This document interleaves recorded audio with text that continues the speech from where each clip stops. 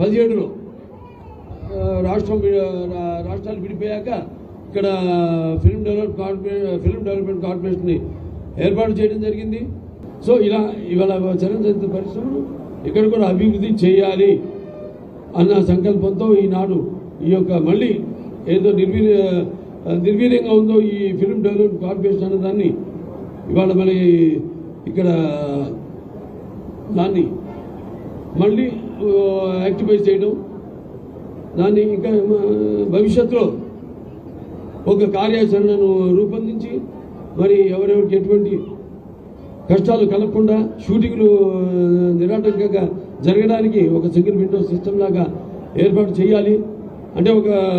cinema తీయాలంటే permission నుంచి police protection వరకు అన్నీ కూడా ఒకే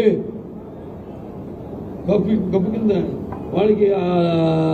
లభ్యమయ్యేటట్టు తెలియజేస్తామని మీ అందరికి తెలియజేసుకుంటూ